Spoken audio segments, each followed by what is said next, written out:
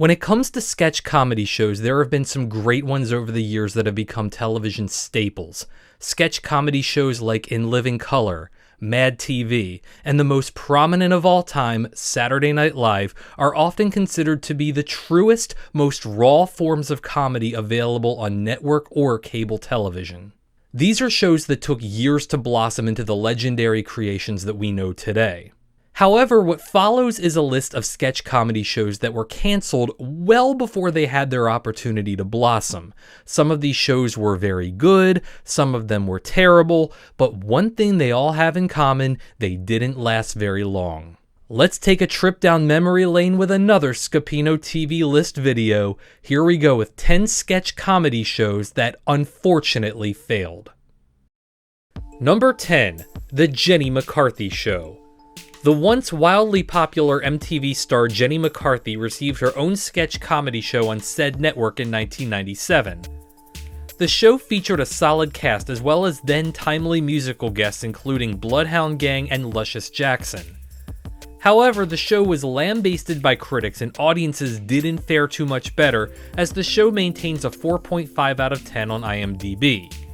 Even though the Jenny McCarthy Show only lasted 4 months, it is by far the most successful show to appear on this list. Number 9, House of Buggin. When In Living Color came to an end in 1994, Fox decided they needed a new sketch comedy show to replace it in the lineup. John Leguizamo was tapped to star in House of Buggin, a show with a Latino-centric cast, characters, and sketches. Although I found the show hilarious, it had a steadily decreasing audience after week 1. Thus, House of Buggin only aired 10 episodes before it was canceled. On the bright side, Fox decided to try yet another sketch comedy show after this one to run in late night. That show was Mad TV, and the rest is history. Number 8, Cos. Putting everything we know about him today aside, Bill Cosby was once one of the most popular and funniest people on television for a long time. However, not everything he touched turned to gold, as was the case with his 1976 sketch comedy show, Cos. Although the show had excellent guest stars, its ratings were never good enough to make the show work. It was canceled after 9 episodes and was replaced with the Hardy Boys' Nancy Drew Mysteries in the lineup. Number 7, The Rerun Show. This series, which premiered on NBC in August of 2002, was all about poking fun at some of the greatest TV shows of all time. The stars of the show, along with a variety of sitcom familiar guest stars like Todd Bridges and Danny Bonaducci, would play the various characters that we all grew to love from years past. Although the show started strong, the premise proved to be a weak one and ratings dropped significantly. The show was canceled after only 7 episodes aired. Number 6, The Jeff Dunham Show. Comedy Central greenlit a show featuring the popular ventriloquist Jeff Dunham in 2009. With 5.3 million viewers in its first week, The Jeff Dunham Show set a record for the most viewers ever for a premiere on Comedy Central. However, 1 week later, more than half that audience had peaced out. Critical reception wasn't much better, with some describing his characters as racist stereotypes.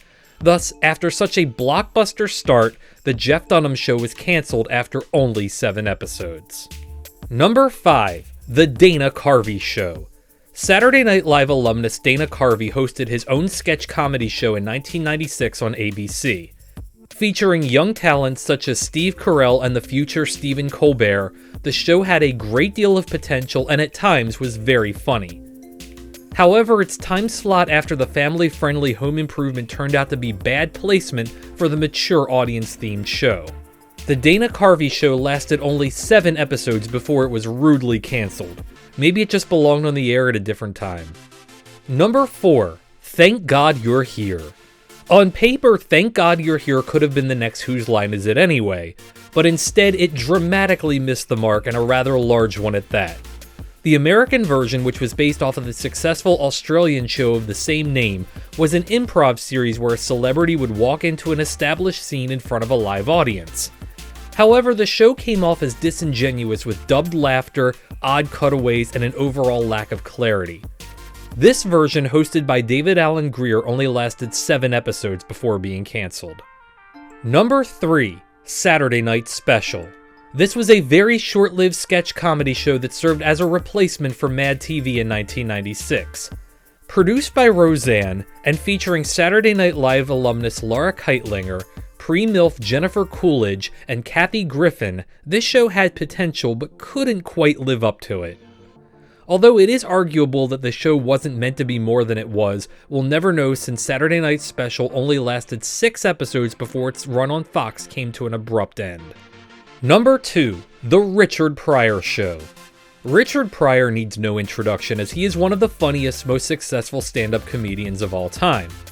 Thus, NBC gave him his own sketch comedy show in 1977, which was a curious decision considering his rather raunchy routines and common use of foul language. The show ended up being light years ahead of its time with content that 1977 audiences just weren't ready for and arguably still might not be ready for. The Richard Pryor Show only lasted 4 episodes before NBC realized what they had done. Having said that, the show was hilarious and could have worked late at night or on primetime with more audience warning. And the number 1 sketch comedy show that unfortunately failed, Turn On. The most infamous sketch comedy show of all time, Turn On debuted on ABC in 1969 to the ire of most audiences. The debut episode was hosted by Tim Conway and featured a talented ensemble cast.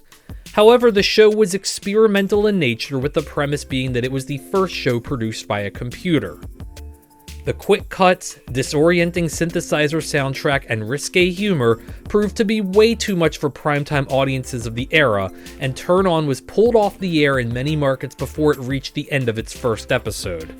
Thus, as Tim Conway said, the premiere party for Turn On and the cancellation party for Turn On were the exact same party.